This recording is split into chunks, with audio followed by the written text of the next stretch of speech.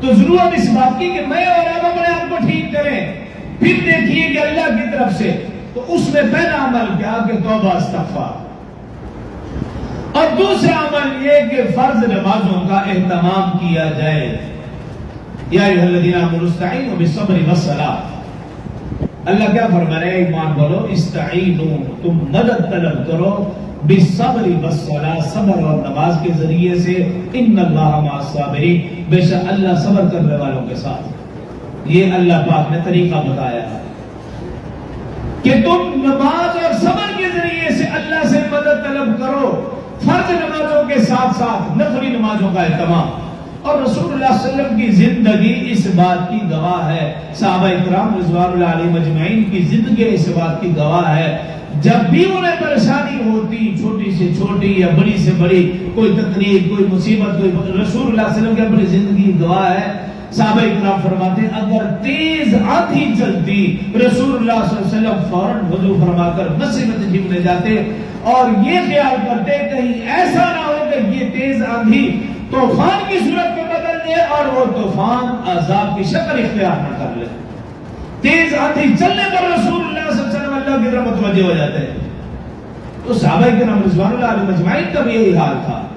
جب بھی کوئی تکلیف، مصیبت، پریشانی آتی وہ اللہ کی طرف متوجہ ہوتے، نوافل پڑھ کے اللہ پاک سے مدد طلب کرتے. یا ایھا الذین آمنوا استعینوا بالصبر والصلاۃ. اور میرا اور آپ کا حال جو ہے وہ ہمارے سامنے ہے. ہم سے تو فرض نماز ہی پوری نہیں ہوتی، 5 روزانہ نماز ہی نہیں پڑھی جاتی، اور بات ہم کرتے ہیں جہاد کی، بات کرتے ہیں فلسطین کی، بات ہوتی ہے علماء کی، جو علماء بھی جہاد کا فتویٰ دے رہے ہیں، فلاں فلاں بھی جتنے ہیں اتنی بات کرتے ہیں. جس آدمی سے 5 روزانہ نماز جماعت کے ساتھ نہیں پڑھی جا رہی اس کو حق نہیں وہ کسی کو پر انگلی اٹھائے. وہ کسی سیاستدان کی بات کرے یا علماء کی بات کرے یا وہ جہاد کی بات کرے، اس کو کیا حق ہے؟ تو 5 روزانہ نماز پڑھنے کا عادی بات، پھر جا کے بات کر. تو پہلا کام ہے توبہ استغفار، اور دوسرا کام ہے 5 روزانہ نماز کا عادی اپنے آپ کو بنانا. اس پرفتن دور میں بھی اگر اپنے آپ کو 5 روزانہ نماز کا عادی نہیں بنا سکے تو پھر کب بناؤ گے؟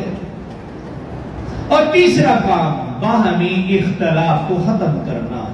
قرآن پاک کے اندر سپارہ نمبر 10 اللہ فرما رہے ہیں وَأَطِیعُوا اللَّهَ وَرَسُولَهُ، اللہ رسول کے حکموں پر چلو. وَلَا تَنَازَعُوا، آپس میں تنازع نہ کرو.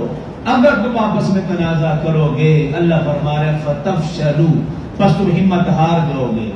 وَتَذْهَبَ رِيحُكُمْ، اور تمہارا روب دبدبہ ختم ہو جائے گا. وَاصْبِرُوا، اور صبر کرو. إِنَّ اللَّهَ مَعَ الصَّابِرِينَ، بے شک اللہ صبر کرنے والوں کے ساتھ. آج ہم دیکھیے کہ یہ امت آپس کے اختلاف میں، آپس کے جھگڑوں میں، گھر گھر کو دیکھیے، ماحول کو دیکھیے، معاشرے کو دیکھیے، بھائی بھائی کے ساتھ بیٹھنے کے لیے تیار نہیں ہے، بھائی بہن کی بات سننے کے لیے تیار نہیں ہے، باپ بیٹا ایک دوسرے کو دیکھنے کے لیے تیار نہیں ہے، ماں بیٹی ایک دوسرے کو برداشت کرنے کے لیے تیار نہیں ہے. کہ ہم آپس کے تنازع میں بکھر چکے ہیں. یہ وہ امت تھی رسول اللہ صلی اللہ علیہ وسلم نے مسلسل محنت سے جمع فرمایا. اس امت کے اندر اخوت، بھائی چارہ، ہمدردی کا جذبہ رسول اللہ صلی اللہ علیہ وسلم نے پیدا کیا، اور آج دیکھیے ہمارے اندر یہ جذبہ ختم ہو چکے. آج وہ مسلمان تھا کسی کے غم میں شریک ہوتا تھا، اور آج کا مسلمان کسی کو مصیبت میں دیکھ کر ہنستا خوش ہوتا ہے اور کیا رہتا ہے اس کے ساتھ ایسے ہی ہونا چاہیے تھا. آج کا مسلمان یہ بھی ہونا کہتا ہے. یہ ہماری حالت ہے. گھروں کا حال دیکھ لیجیے، ہم سے ہمارا پڑوسی پریشان ہے، پڑوسی تنگ ہے، اور پھر دیکھ لیجیے جن کے ساتھ معاملات ہیں، اٹھنا بیٹھنا چلنا پھرنا، کوئی ہمارے سے راضی ہے ہی نہیں.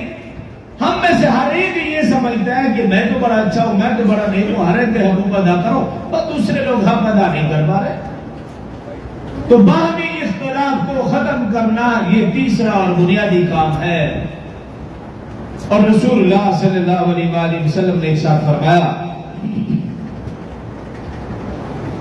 کہ باہمی اختلاف میں جو سب سے خطرناک چیز ہے، فرمایا بدگمانی. جو ہمارے ہاں جو باہمی اختلاف پایا جاتا ہے اس کی سب سے بڑی وجہ بدگمانی ہے. ہر ایک کے بارے میں منفی سوچ رکھنا کہ یہ میرے بارے میں ایسا سوچتا ہوگا، میرے بارے میں ایسے ہی کہتا ہوں. قرآن پاک میں یا ایھا الذین آمنوا اجتنبوا کثیرا من الظن ان بعض الظن اسم. اللہ فرمائے اے ایمان والو برے گمان سے بچو. برا گمان بے شک بہت بڑا گناہ ہے، بہت بڑا گناہ ہے بدگمانی. اور حدیث میں کیا ہے؟ ایاکم والظن فإن الظن اکذب الحدیث. رسول اللہ صلی اللہ علیہ وسلم نے فرمایا تم برے گمان سے بچو. برا گمان تمام جھوٹوں میں سے سب سے بڑا جھوٹ ہے. آج یہ بیماری ہمارے اندر عام ہے. ہر دوسرے کے بارے میں ہم بدگمانی رکھتے ہیں، منفی سوچ رکھتے ہیں، یہی سمجھتے ہیں کہ یہ میرے بارے میں اچھا نہیں سوچتا. اور جاسوسی کرنا، ٹو کرنا، ان چیزوں سے منع کیا گیا. اور رسول اللہ صلی اللہ علیہ وسلم نے کیا فرمایا؟ بکونوا عباد اللہ اخوانا. آپس میں بھائی بھائی ہو جاؤ. ایک مرتبہ رسول اللہ صلی اللہ علیہ وسلم نے ارشاد فرمایا، صحابہ کرام جمع دے فرمایا میں تمہیں نماز، روزہ، زکات، حج سے بڑا عمل نہ بتاؤں؟ نماز، روزہ، زکات، حج سے بڑا عمل؟ صحابہ کرام نے عرض کیا رسول اللہ ضرور بتائیے. رسول اللہ صلی اللہ علیہ وسلم نے فرمایا باہمی تعلقات کو درست رکھنا یہ نماز، روزہ، زکات، حج سے بڑا عمل ہے. اور پھر فرمایا رسول اللہ صلی اللہ علیہ وسلم نے باہمی تعلقات کو بگاڑ دینا یہ دین کو موڑ دیتا ہے. فرمایا جس طرح اس طرح کے ذریعے سے سر کے بالوں کو موڑ دیا جاتا ہے، فرمایا باہمی تعلقات کو خراب کرنا یہ دین کا صفایا کر دیتا ہے. اس شخص کے اندر دین رہتا ہی نہیں. تو پہلی چیز ہے توبہ استغفار، ان حالات میں توبہ استغفار کرنا. اور دوسری چیز ہے فرض نمازوں کا اہتمام کرنا. اور تیسری چیز ہے آپس کے تعلقات کو بہتر بنانا. جب تک مسلمانوں کے آپس کے تعلقات مضبوط رہے، مسلمانوں کی حکومتیں مضبوط رہی.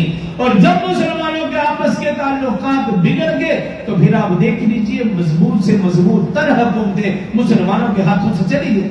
ہم موجودہ دور میں دیکھ لیجئے لیبیا ہے، عراق ہے، شام ہے، افغانستان ہے، ہمارے قرب صومالیہ ہے.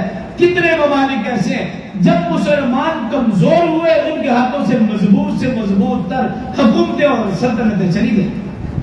تو ہم نے اپنے آپ سے شروع کرنا ہے، اپنے گھر سے، اپنے ماحول سے، اپنے معاشرے سے شروع کرنا ہے، اپنے تعلقات کو درست کرنا.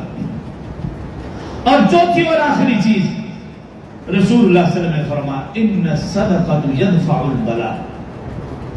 رسول اللہ صلی اللہ علیہ وسلم نے فرمایا کہ صدقہ بلاؤں کو، مصیبتوں کو دور کر دیتا ہے. زکات کی بات نہیں کر رہا، صدقہ اور ہدیے کی بات کر رہا ہوں. زکات تو مسلمان کے اوپر فرض ہے. اگر ایک مسلمان زکات ادا کرتا ہے یا گندم کا موسم ہے عشر ادا کرتا ہے تو وہ احسان نہیں ہے، وہ تو اس کا ذمہ تھا، وہ تو فرض ہے.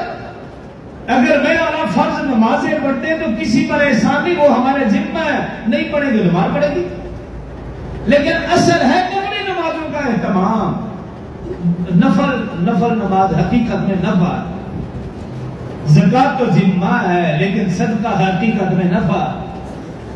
ان الصدقۃ یدفع البلاء. رسول اللہ صلی اللہ علیہ وسلم کا فرمان کبھی جھوٹا نہیں ہو سکتا. تو فرمایا کہ جب مصیبتیں پریشانیاں گھیر لے تو پھر تم صدقہ کثرت سے کرو، ہدیہ کثرت سے دو. تو پھر دیکھیے آپس میں محبت بھی پیدا ہوگی اور مصیبتیں پریشانیاں بھی دور ہوں گی.